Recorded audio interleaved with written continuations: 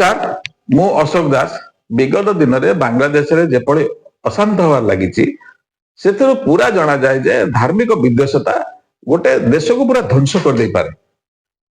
आम छोटिया घटनाटी नवा एबेकार जो माने सद्य घटी जो दीपन दास हत्या।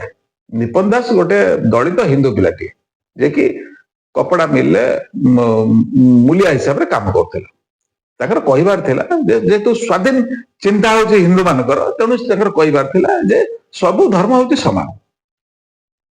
ये हूँ भूल जो मिलू टाणी आणिकी रास्ता पर पिटी पिटी मारी तापर टंगेकरी गोटे गछरे निया लगे दबाटा ये केते दूर ठीक।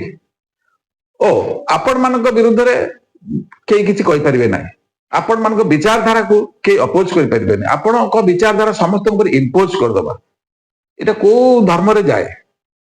তারপরে দ্বিতীয় কথা এগুলা ধার্মিক বিচারধারা, দ্বিতীয় কথা রাজনৈতিক বিচারধারা। রাজনৈতিক বিচারধারা শেখ হাসিনা পার্টির জনে নেতার ঘরে পশিকি তাকে পেট্ରୋଲ ঢাড়ি বাহার কବାଟ ଦେଇକିରି ନିଆଁ ଲଗେଇ ଦେବାଟା ସେ ଘରେ ପୋଡି ଯିବାଟା ସେମାନେ ତାଦେହରୁ ଯାହା ହଉ ସେ ନେତା ଜଣକ ବଞ୍ଚି ଯାଇଛନ୍ତି, ସ୍ତ୍ରୀ ବଞ୍ଚି ଯାଇଛନ୍ତି ବା ହସ୍ପିଟାଲରେ ଅଛନ୍ତି, 60 ଭାଗ ପୋଡି ଯାଇଛି। ଏଇ ଯୋଉ କଥାଟା ଏଇଟା ବି କେତେ ଦୂର ଠିକ? ସେ ତ ତମ ଧାର୍ମିକ বিচারধারা ମାନେ ସମାନ বিচারধাରା ତାଙ୍କର ଥିଲା, କିନ୍ତୁ जेहेतु राजनैतिक विचारधारा रेकर्ड से करथिला तेणु तुम ताकू एई भला मार दे पारुजो।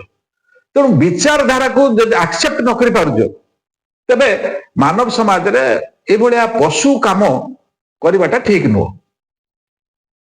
तापरे मु आपण मानको पूर्वर गोटे उई उपाख्यान कहिथिली जेमते से माने गोटे जगह रे किछि दिन रहि गला परे तांको भीतर झगड़ा लागि निकटस्थ जगह को से माने अख्तियार कर दिया।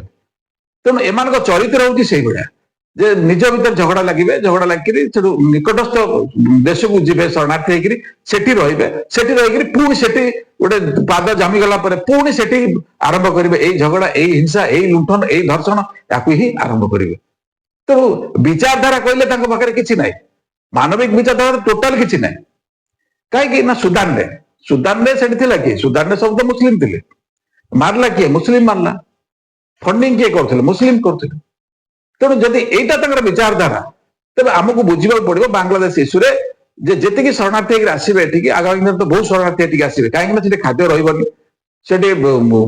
कौन प्रकार रोजगार व्यवस्था रही। तेणु निकटस्थ देश को शरणार्थी आसवे विक्टिम होगी।